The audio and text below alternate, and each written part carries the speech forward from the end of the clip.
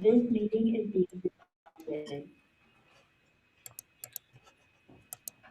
All right, guys. So today I wanted to share with you, and I've trained on this before, using MLS exports. So all of you have gotten the opportunity to train with MLS and kind of go through what that general things look like with using the MLS. And today I wanted to share with you basically what my suggestion would be is when it comes to the MLS, it's going to be what you make of it. So there's so many wonderful things about the MLS that you can use to help enhance your business and enhance the services that you provide your clients. And then it's 100% up to you to go in and design systems and processes and things that you do to provide information or to use this tool to your advantage. But I wanted to share with you about using MLS exports to create motivation and leads to use for your listing presentations, those kinds of things. Sometimes I think it's a little bit easier to start with the end in mind. So can you guys see here on my screen where I'm sharing comparable properties? It says at the top, 6416 Wyandotte Street.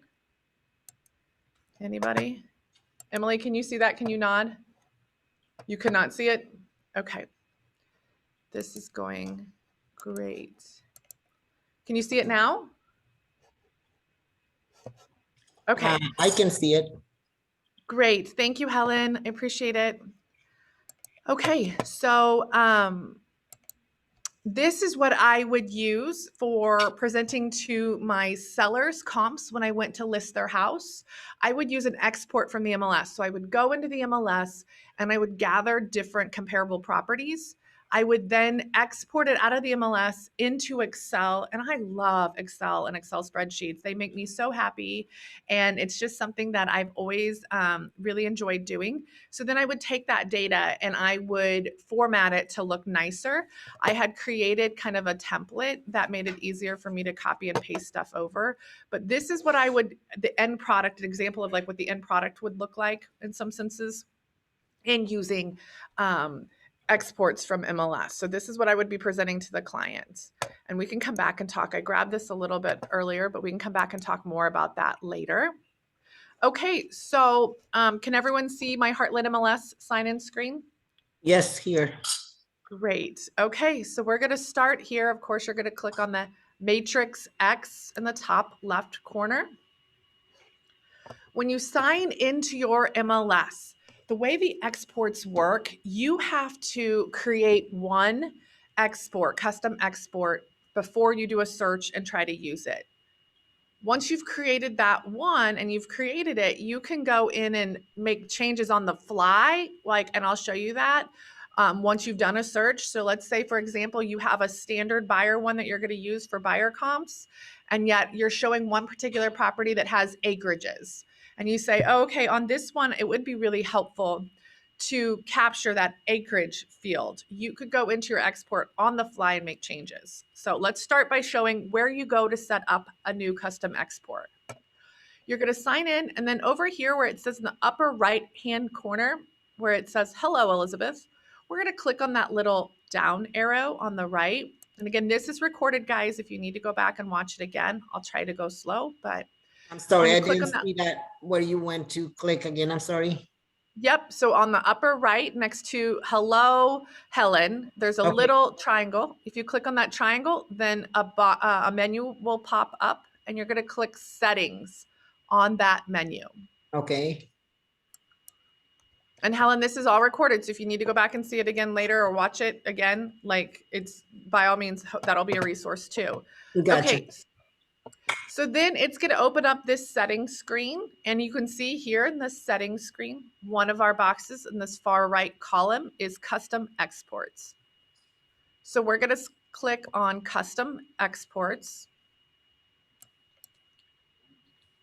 From here, you will likely have no exports listed if it's the first time that you've clicked on that button.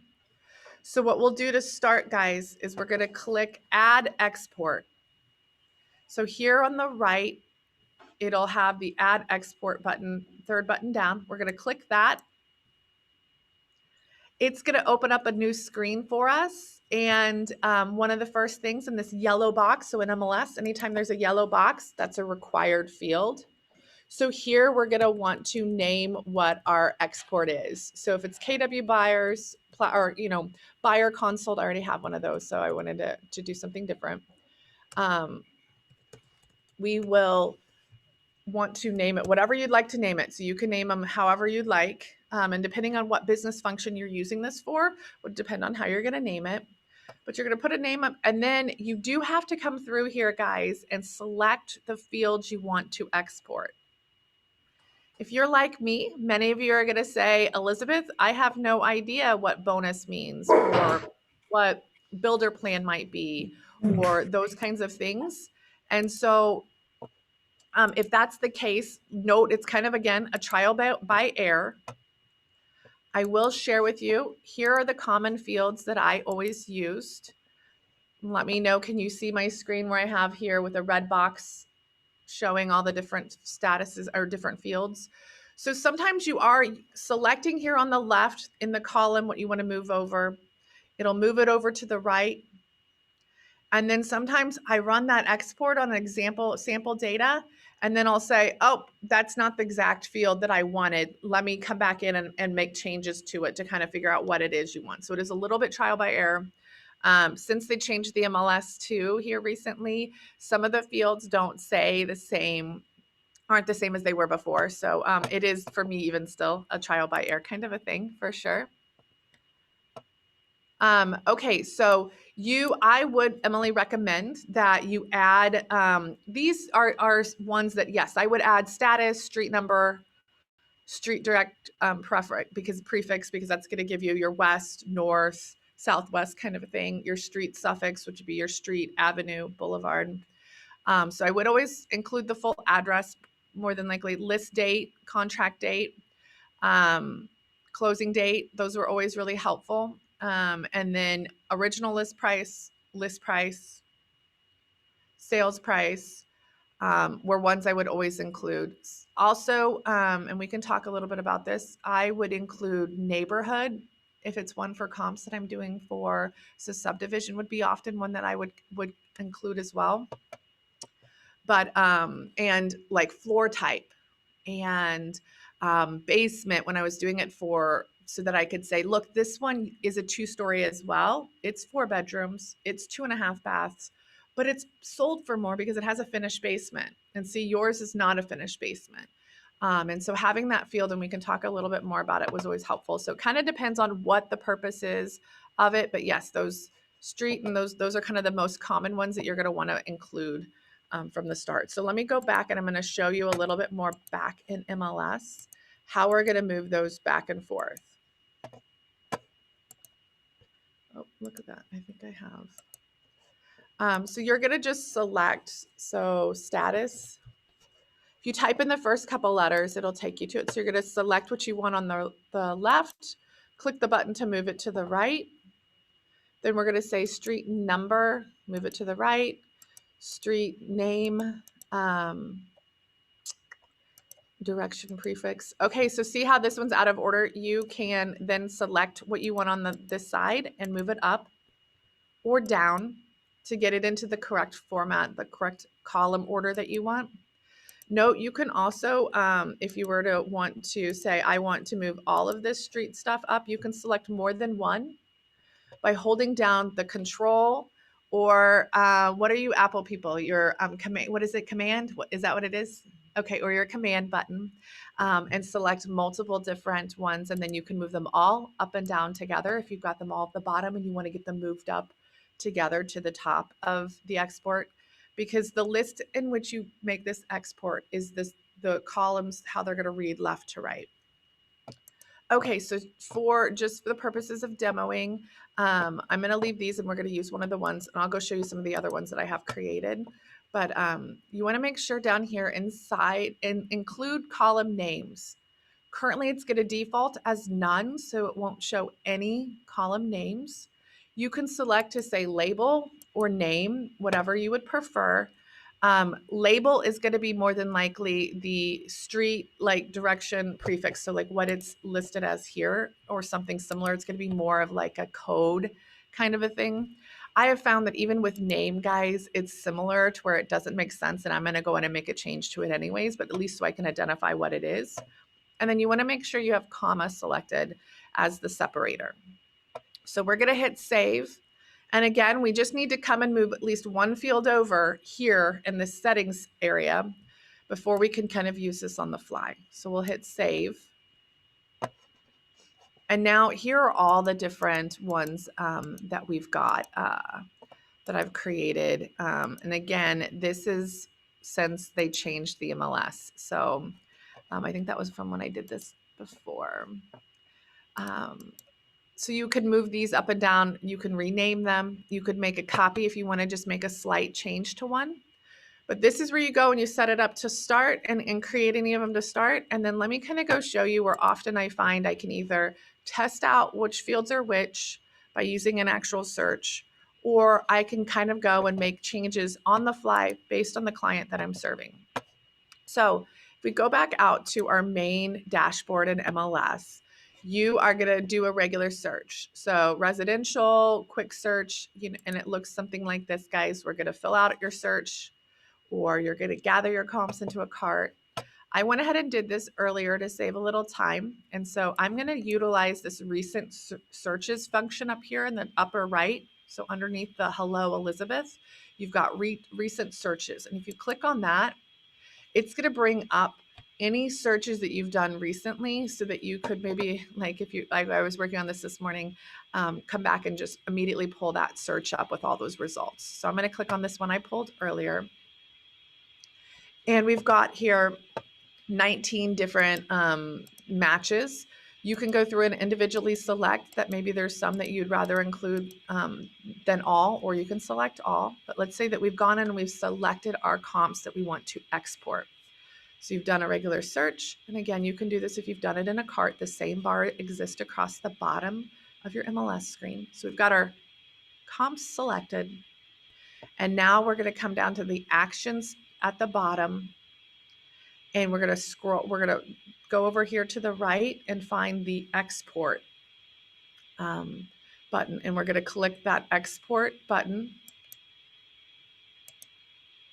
And it's going to bring us here to where it's going to say exactly how many records we're trying to export, which is 7.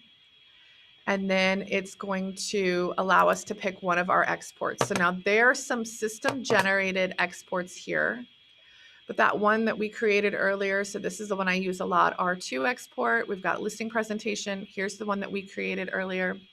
I'm going to use my listing, this one that I use from time to time, but we could use any of them. And when you select it, it's going to give you 2 options here on the right. It says export, which would allow you to just go ahead and run that export if it's one that you've already got formatted the way that you like. Or you can go in and do, like we talked about, kind of customizations on the fly by clicking Edit Custom Export. All right. So here you're able to then again move back and forth, like what fields it is that you would like to use. We talked about floor plan as being maybe one that we would want to add. So we'll move floor plan over. Subdivision, we can add that on the fly here.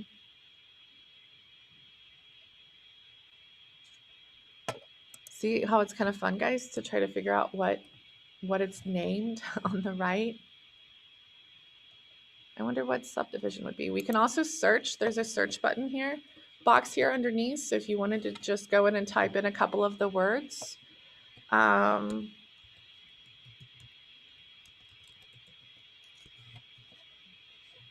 Area is going to probably be the code. So it's interesting that I can't find subdivision. So what I mean, guys, they changed the system on us here. I don't know why they do this. Let's try sub. All right, so you can hit save and add and move or remove anything that you wanted to remove. If we didn't want to have all of these buyer agent transaction pieces on here, we can remove any of that. And then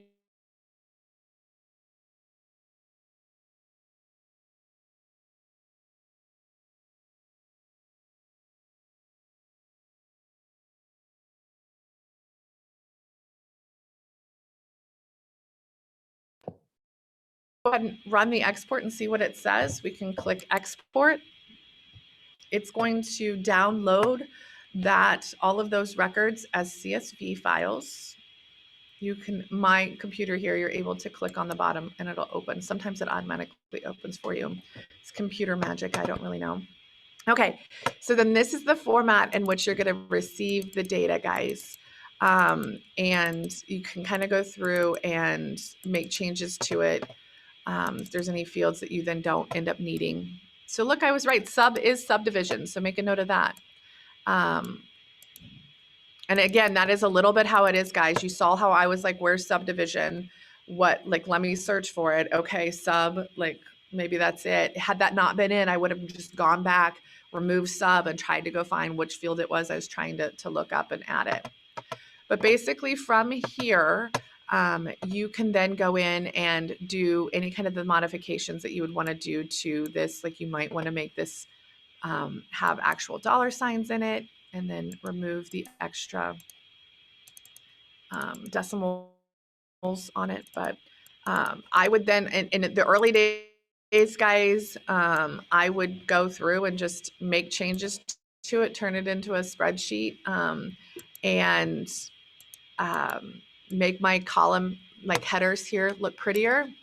And that is how I would create this spreadsheet for my clients. And it was a lot of, like, again, I had kind of templates already set up to where then I could just copy and paste that raw data over. I also did have a macro that combined the address for me. In the early days, when I first got started in the business, I did just type the address, like combine the address manually and copy and paste it over. So it was definitely something that can be a little bit time consuming. And yet when I got good at it and I had my template in place, this was something that when creating a listing presentation, it probably took me an extra 10 to 15 minutes maybe. And it's a really, really powerful tool to have in your appointment or to help share comps with some of your clients if it's a buyer or a seller. And any questions that we have right now? Otherwise, I might talk a little bit about how I use this tool. Any questions going back to the MLS?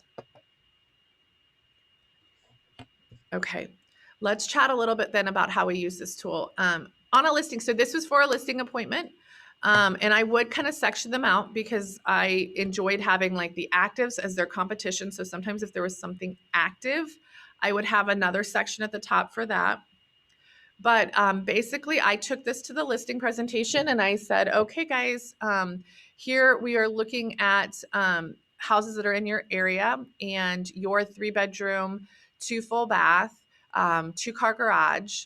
And let's see how you can kind of compare to some of your neighbors. I often would do that, like in this area, but garages make a big difference and can really change the value in a house. Again, like we talked about before, basement in some places where you are working, a full versus a walkout. Big difference in price, guys. And when I had it in a simple spreadsheet format, and I did this in addition to my cloud CMA where I had all the pictures and a map for the comparable properties that I was presenting. But it was really easy to combat any kind of pushback or any kind of objections that I got from people when they'd say, whoa, whoa, whoa, whoa, whoa, whoa, what about that one over on 61st Terrace? Our house was just like that. We think we should be priced similarly. And I could say, well, that had a walk-up basement, so there's added value. Or that had a walkout basement. You have a full basement, meaning you have no windows in your basement. That one's got much more living space because you can walk right back out to the backyard, kind of a thing, and it's much more natural light. But it was easy when I could come and point to a specific field in this spreadsheet. Same thing with square footage. When somebody would say, well, why aren't we pricing our house closer to 425? That's a 3-bedroom, 2-bath. And I would have to say, well, it would be real easy for me to point out, well, that's 2,000 square feet and your house is only 1,600 square feet. So that's where, there's a big difference kind of there, and why we should be pricing your house less. So it gave me a lot of tools to point into the direction of here's how your house compares or doesn't compare. And it's a lot easier when you have where it's all kind of gathered together to really kind of drive that point home versus trying to flip through pages with pictures, which I still liked having that. But another piece that I would talk to was, and here my formatting got a little bit messed up when I took my screenshot, but I would also put on here days of on market. And I would include that days on market for a couple reasons. Is it gave me the ability to say, guys, the reason that we want to price your house where we know it will sell is that if we overprice your house, it's going to sit on the market longer. And in this spreadsheet format, it was easy for me to show that, like, for example, these people that were on the market for 109 days went on the market at 440,000. So second from the bottom, and they didn't get an offer until they were on at 430,000, and they ended up selling for 420. So they were overpriced by probably like $20,000, if maybe, maybe not quite that much. Another great example is that I have the original list price up here of $395. That sold in 2 days on the market for 400,000 because it was priced right at market value. And so there was definitely tools like that that gave me an opportunity to really point out why it's important that we price your house at the actual value for it. Here's another example listed at 370 on the market for 23 days. The first example undersold on the market for 23 days. They listed at 370, they sold for 347. So, I mean, it was overpriced, and that's why it took them 3 weeks. Homeowner, seller, Mr. Miss Seller, like, do you want to sit on the market for 3 weeks? Are you okay with getting the dog out and having to deal with like having it show ready for 3 weeks? No, well then let's price your house closer to 350. And what I'm telling you, I think it's really worse so that we don't have a similar experience. And when you have those simple numbers and data to point to, it makes it so much easier to drive that home. And then also for you to be able to just be a little more aggressive and trying to get them to price it appropriately. All right. Other things that I sometimes would point out and were helpful in these, in that you just looking, and I often would have where I would send this in my listing presentation the day before, a copy of this spreadsheet. And then I also had one that I would print out and have in my file, so that before I walked into the house for the listing presentation, I was getting myself comfortable with the comps so that I knew my talking points. To be honest with you, in areas that I wasn't always so comfortable and I didn't know like the back of my hand, I sometimes would highlight things ahead of time or make notes on my copy so that when I got in there and they'd walked me around the house and sold me on the nice fancy carpet they installed, and oh my gosh, don't you just love the color we painted this room, and I got a little flustered, or if they got really kind of really aggressive with wanting to price it higher and I was a little flustered, it was easy for me to reference those notes that I had on that spreadsheet copy I had in my file. So any questions? Again, you can use any of the different fields that you want to use. This was the common one I used for listing presentations, was this setup. And it was also similar to what I would send to buyers if they were looking to make an offer and needed to know kind of what range to make it in. Any questions? Good morning, Tiffany.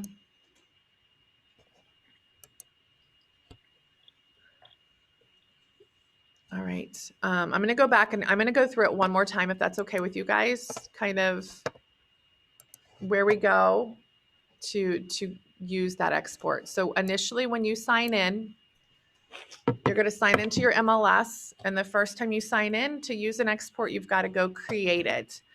So you're going to create that by going up in the upper right hand corner where it says, hello, your name. So hello, Elizabeth. We'll click on that little arrow. We're going to select settings.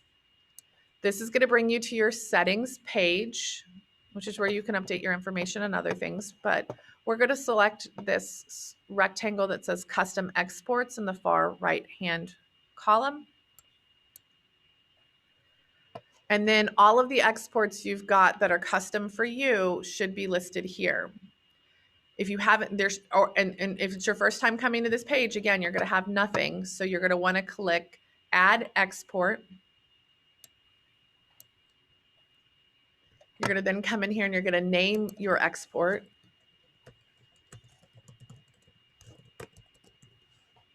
And then you're going to select exactly what fields it are that you want to include. So again, like often we'll do street. You can either use this search field underneath to search for which ones you want. So I'm going to type in STREE and it should get us to our street number. street prefix. And again, it's a little bit trial by error, guys, in trying to figure out which of these it is that you need.